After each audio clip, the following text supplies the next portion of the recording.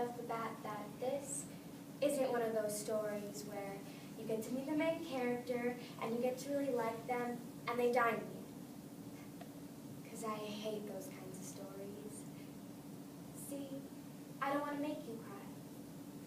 I just want to tell you about Mick.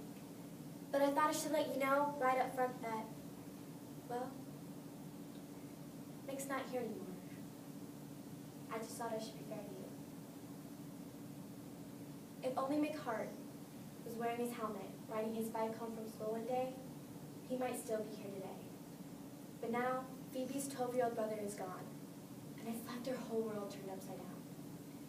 This is a story about how Phoebe deals with the painful loss of a brother, but at the same time, keeping his memory alive. Mick Hart Was Here by Barbara Park. So, it was an accident, and it was about as accidental as you can get to. He was riding his bike. He wasn't riding crazy or anything. He wasn't dodging in and out of traffic, and his hands were on the handlebars.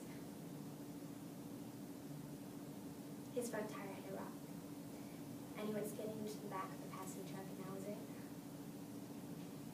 He wasn't wearing his helmet, because, you know, he didn't want to look like a doofus, and looking like a doofus was pretty important to Mick.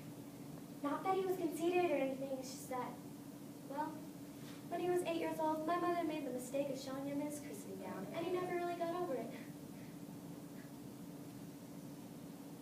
I'm only 10 months older than him, you know.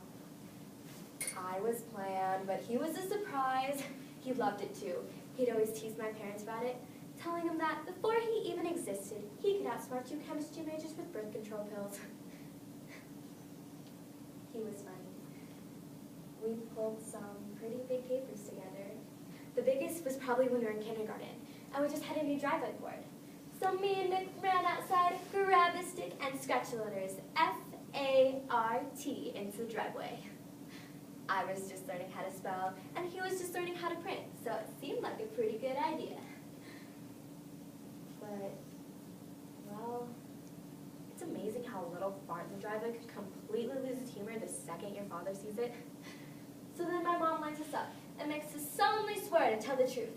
And when we do, she asks who did it. Mick blurted out, "A monkey did it!" So I made up this story about how a monkey with a little stick ran up to the driveway and wrote the word fart. And to make the story even more believable, Mick said the monkey's name was Zippy, and we saved chased the monkey all the way back to Africa. I have this really weird memory, I think. Like, I can never remember my parents' anniversary time, they have a card, but I can still remember the exact conversation I had with Santa Claus when I was in kindergarten. He said to me, "Ho, ho, ho," and I said, "Your breast stinks," and he said, "Get down." Well, it wasn't much of a chat, but the point is, it was 8 years ago, and I still remember it like it was yesterday. Which is probably why I still hear Mick's voice, like he was standing right next to me. You know, they say when someone you love dies, you forget what their voice sounds like. But that hasn't happened yet. Which is why I'm not surprised. I still remember everything about the last conversation I had with my brother before his accident. He said to me, "Hey Phoebe, wait up. Can you do me a favor? Can you ride my bike home? Dylan Rigby's mom is having a bunch of its kids over to his house for breakfast and announcement for Friday's basketball game." I said, "No, Mick, sorry. I have soccer practice. You're going to have to do it yourself." He said, "Great. Wonderful, Phoebe. Now I have to ride my bike over there all by myself. And I don't even know where this kid lives." I said he would be fine. And he said, "I'll look like a doofus." And I said, "Sorry, doofus." And then he said, "You're so cool, Phoebe." And then I walked away. I didn't even say goodbye. I'm running sprints when I hear the sirens. And right at that moment, everything starts playing out like a movie. The old secretary runs over my coach, the coach runs over me, puts his hand on my shoulder, and the sirens stop. I just wanted it not to be rain. So I did the only thing I could do. I closed my eyes and prayed to God that this was all just a terrible mistake, and Mick wasn't the one. You know, I actually remember praying it had been one of his friends. So then my dad shows up, and I ask him if Mick's going to be all right.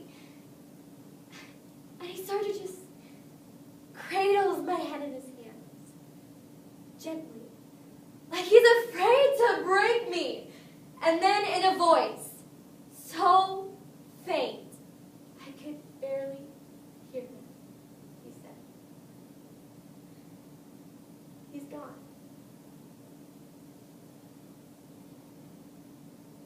And that's when I see it. The truck. And Nick's bike. It was still lying there in the gutter where he had fallen. and I remember making a noise then. An awful noise that didn't sound anything like me, but like...